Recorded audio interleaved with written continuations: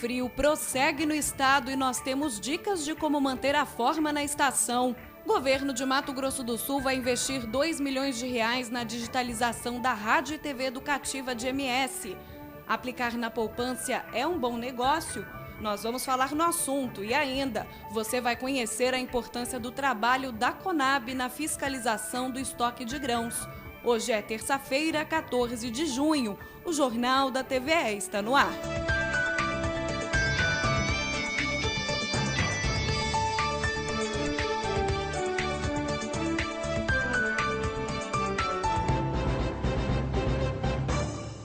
Olá, a gente começa a edição de hoje, mais uma vez falando sobre a gripe H1N1.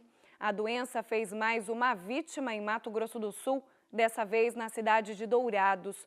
O jornalista Marcelo Humberto, de 48 anos, faleceu na sexta-feira, dia 10, após 15 dias internado. Além dele, um homem de 52 anos morreu no dia 7. Os dois óbitos foram confirmados como H1N1. Ao todo, já são 46 mortes por esse tipo de influenza no estado.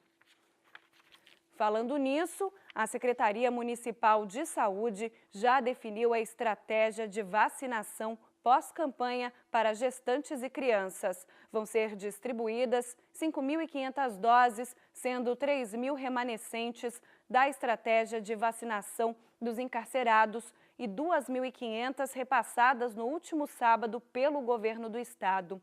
Para facilitar o acesso dos pacientes, a distribuição será feita em 10 unidades dos 4 distritos, sendo Distrito Norte, UBS Nova Bahia e Nasser, Distrito Sul, UBS Aerorancho, Macaúbas e Jockey Clube, Distrito Leste, UBS Moreninhas e Carlota, Distrito Oeste, UBS Lar do Trabalhador, Copa Vila e Silvia Regina.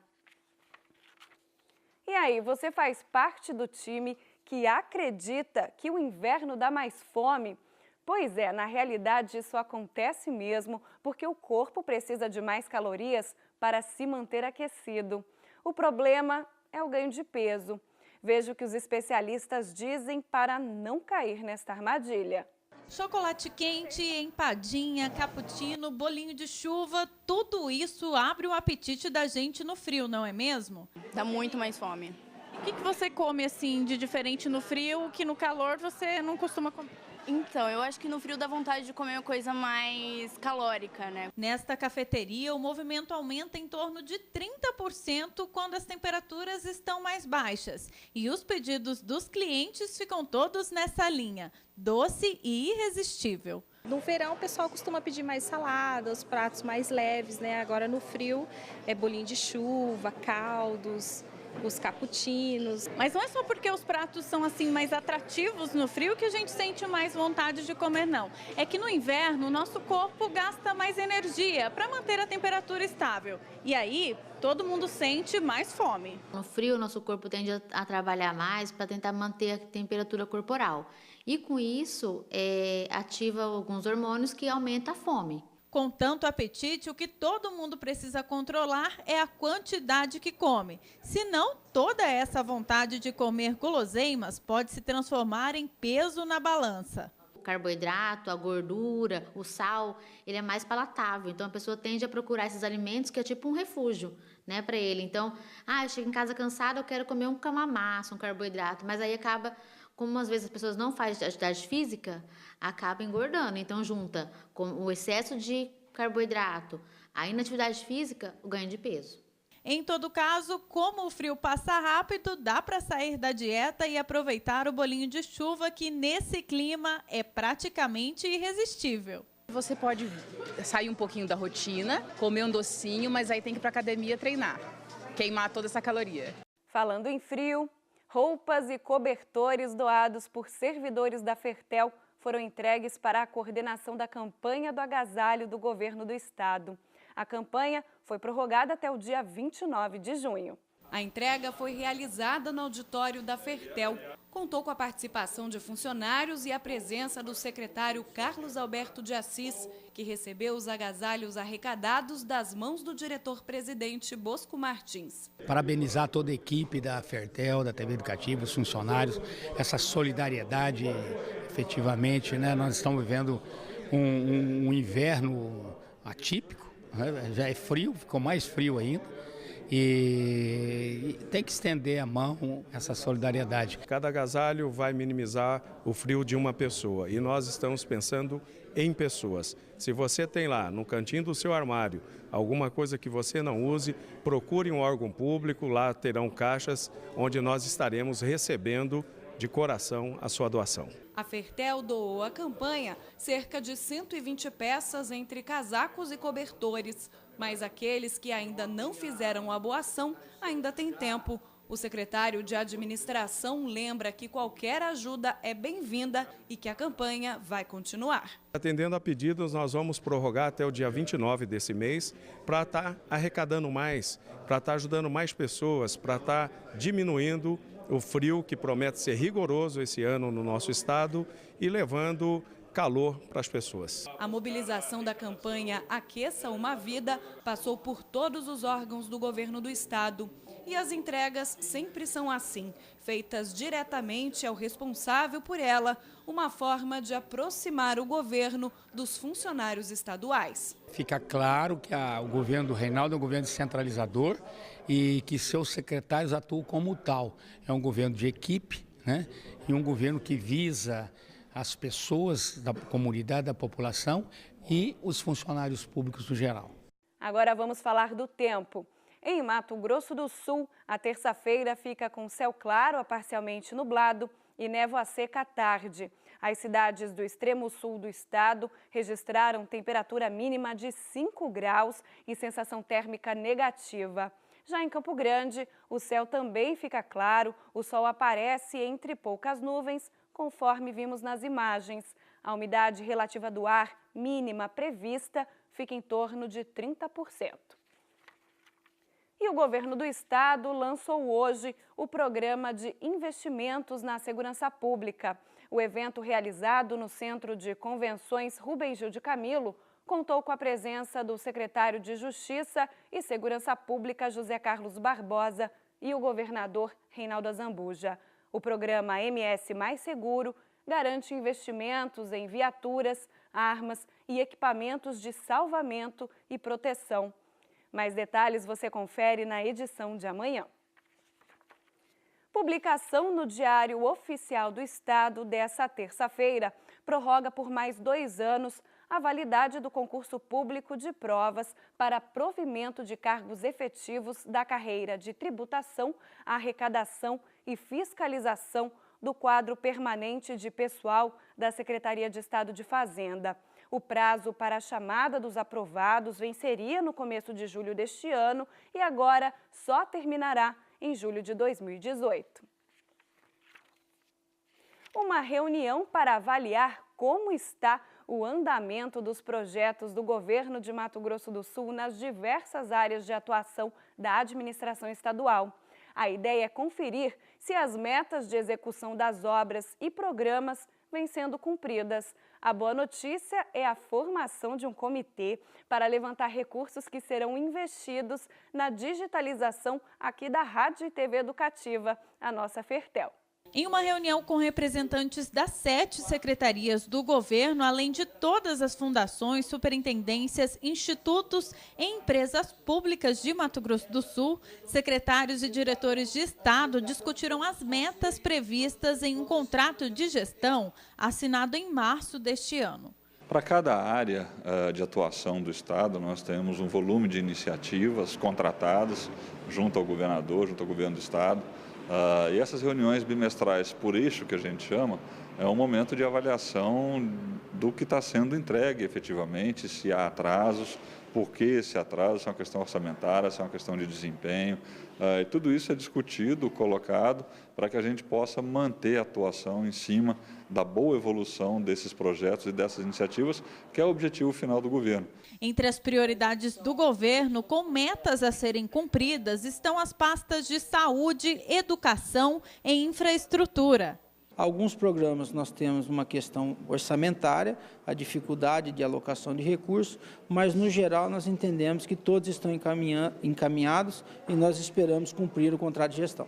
Já com relação às fundações, um dos projetos prioritários é o que trata da digitalização das emissoras públicas. Na reunião foi definido que um comitê será montado para captar recursos para que o processo aconteça o mais rápido possível.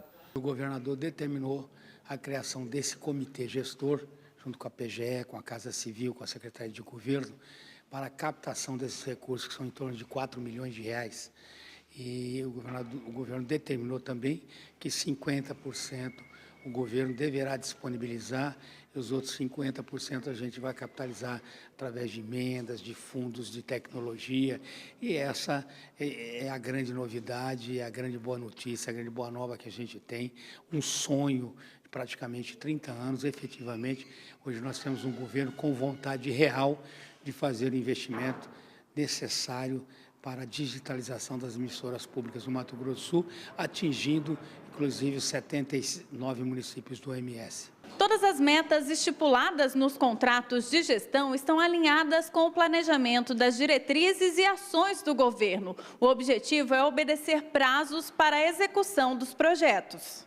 Para o secretário de Governo e Gestão Estratégica, apesar do ano difícil por conta do cenário econômico do país, o Estado tem cumprido as metas de execução pré-estabelecidas. Estamos atravessando um momento difícil da economia, um momento difícil do orçamento, mas sem dúvida nenhuma que esse tipo de reunião ajuda muito a nivelar as informações, o conhecimento e principalmente dar ciência a todos dos resultados alcançados. Legal, né? No próximo bloco, economia, evasão da poupança é a maior em 20 anos. Voltamos já.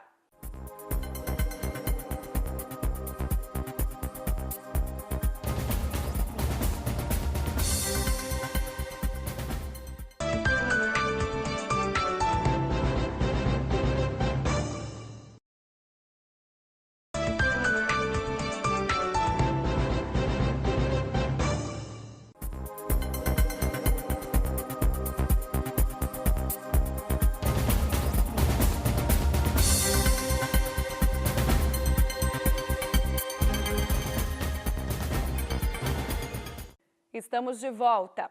Até o dia 17 de junho, sexta-feira, mais de 1.400 audiências devem ser realizadas pela Justiça do Trabalho de Mato Grosso do Sul. Os atendimentos fazem parte da Semana Nacional de Conciliação Trabalhista. Em todo o país, a estimativa é que mais de 30 mil audiências conciliatórias sejam realizadas entre empresas e trabalhadores. O objetivo é que patrões e empregados firmem acordos e solucionem suas ações trabalhistas, reduzindo o número de processos que abarrotam os tribunais e varas. De janeiro a maio de 2016, a Justiça do Trabalho de Mato Grosso do Sul já recebeu 18.129 novos processos e solucionou 17.819. Um assunto preocupante: a cada 16 horas, uma criança é flagrada submetida ao trabalho infantil em Mato Grosso do Sul. Conforme dados do Ministério do Trabalho e Previdência Social, foram encontrados 225 meninos e meninas trabalhando ilegalmente no estado entre janeiro e maio deste ano. Quase metade das ocorrências foi em Campo Grande, com 112, equivalente a uma criança a cada 36 horas. Economia. Os saques nas cadernetas de poupança são cada vez maiores. Segundo um levantamento do Banco Central, a evasão de capital desse investimento é a maior em mais de 20 anos. A tradicional caderneta de poupança deixou de ser atrativa e o brasileiro resolveu usar o recurso que estava guardado de outras formas. O Banco Central informou que no mês de maio a poupança teve um déficit de 6,5 milhões de reais. pior resultado desde o início da série histórica da instituição em 1995. Esse economista diz que são vários os fatores que vêm fazendo o brasileiro retirar o dinheiro da poupança. Um deles é a retração econômica. Muita gente está usando o recurso para pagar dívidas. Hoje a poupança ela é um investimento conservador. Hoje ela está na faixa aí de 6 a 7% ao ano. Então quer dizer que aquela pessoa que quer poupar e às vezes ela quer sacar esse dinheiro a qualquer momento, ele investe na poupança. Existem outros investimentos, né, como ações, como fundos, né, que aí tem uma rentabilidade maior, só que assim, aí seria interessante poupar, mas fazer esse investimento a longo prazo. A poupança é o quê? É imediato que você tem esse rendimento baixo, só que na verdade você pode sacar a qualquer momento. E assim, o brasileiro cada vez mais, ele vem deixando de poupar ou está fazendo outros investimentos. De todos os investimentos no mercado financeiro, a poupança é a que oferece o menor rendimento. Isso tem feito muita gente migrar para outros tipos de papéis. Hoje qualquer pessoa pode estar aplicando em ações, pode estar aplicando em fundo, através de um banco comercial ou de uma corretora. Então assim, ele pode estar comprando essas ações, né, através desses bancos comerciais e estar investindo e vendo uma rentabilidade melhor para ele. E você sabe qual é o papel da Conab, a Companhia Nacional de Abastecimento? É ela que fiscaliza, mapeia e ajuda a contribuir com a estabilidade dos preços dos grãos no cenário nacional. Além disso, atua para que o agricultor plante, colha e armazene os produtos. Na sede da Conab, a Companhia Nacional de Abastecimento, aqui em Campo Grande, a superintendência acompanha a cadeia produtiva do grão. Nós realizamos a pesquisa de safra, né, que ela é realizada periodicamente para medir, vai ter aumento na produção, vai reduzir a produção, medir custo de produção, tudo isso que serve como base para o Ministério da Agricultura lançar as políticas agrícolas.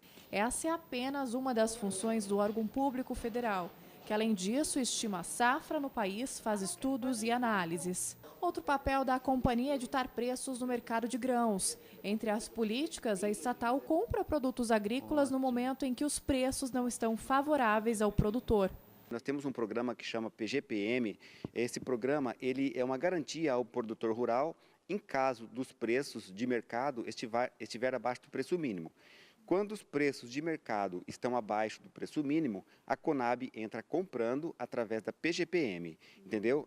Visando incentivar o produtor a continuar produzindo e a sua própria subsistência, né? Esses estoques que nós compramos são chamados de estoques reguladores, eles são vendidos em momento inverso, em momento que o preço dos produtos agrícolas começam a subir. Então, nós vendemos esses produtos para regular o mercado. O carro-chefe da Conab é o milho, o principal insumo para a alimentação animal. Mas esse grão tão importante para o país está em falta aqui no armazém público da Conab.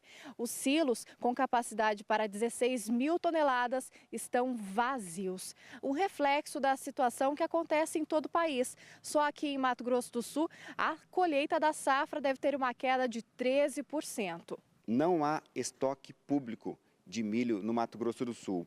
As últimas vendas ocorreram para atender o mercado local, ocorreram há aproximadamente 2 meses. No momento, o nosso estoque está zerado. Nós estamos esperando aqui a segunda safra do milho para abastecer o mercado. Atenção, estudantes! Termina hoje o prazo para a matrícula dos aprovados no Sistema de Seleção Unificado, SISU. Quem não foi convocado pode aderir à lista de espera a partir desta segunda-feira até o dia 17 de junho. Mais informações no site sisu.mec.gov.br. A cirurgia bariátrica metabólica no controle da diabetes tipo 2 foi o assunto de hoje no Jornal do Rádio. A conversa foi com o cirurgião bariátrico James Câmara. Acompanhe.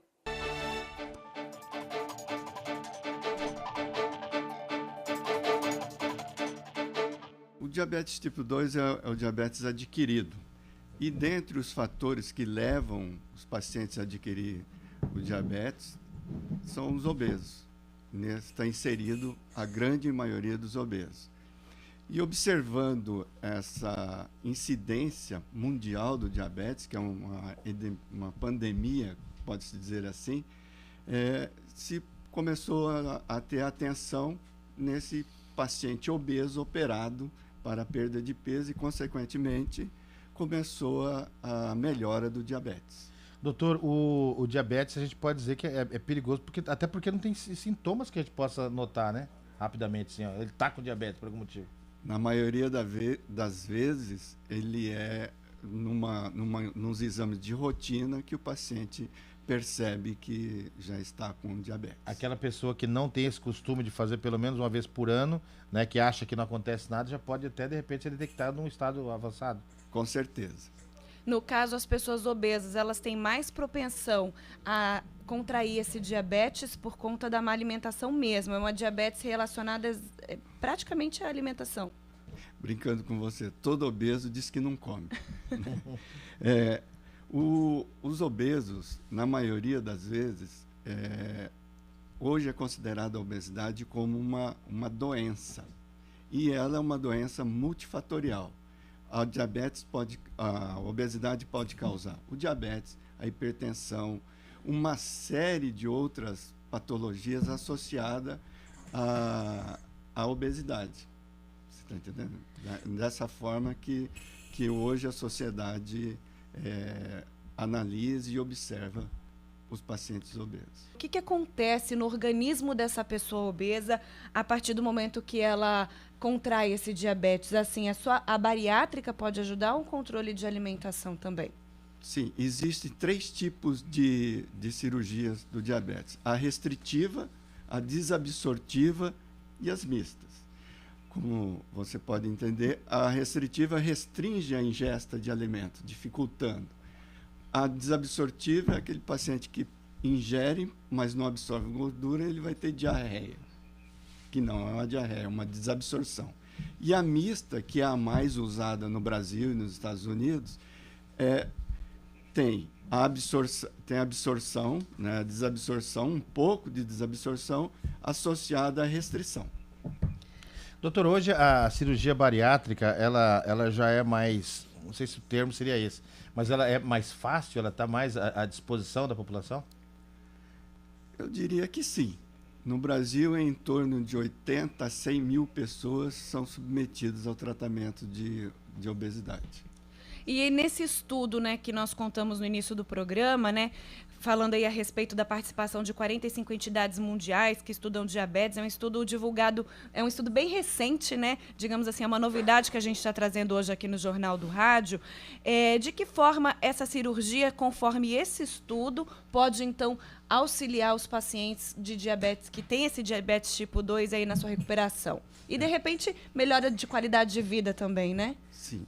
Já está estabelecido hoje o paciente diabético com IMC, que é o índice de massa corpórea, com 35. Certo. A demanda hoje é acima de 30, mas não são todos os pacientes diabéticos que podem ser submetidos. Então, as sociedades estabeleceram um score e você tem que estar enquadrado naquilo dali. Estima-se no Brasil em torno de 5 a 15% dos pacientes diabéticos nessa faixa de peso serão beneficiados. A proposta da cirurgia é coadjuvante. Ela não vai buscar a cura. É uma alternativa de controle melhor do diabetes. Por quê? Na maioria dos estudos clínicos, o paciente não adere ao tratamento. Aí está a dificuldade do controle do diabetes. O que acontece com o organismo dessa pessoa depois que ela passa por essa cirurgia? É evidente que a restrição alimentar é o grande segredo. Ninguém emagrece se não tiver. Ele vai alterar a absorção dos alimentos. Por isso que você tem que ter um acompanhamento multidisciplinar, do endócrino, do nutrólogo, do nutricionista, ad eterno. Por que você observa, tem paciente, poxa, mas ele operou, mas está mal. É porque ele não segue as orientações. Nós brincamos que a cirurgia não combina com doce nem com álcool.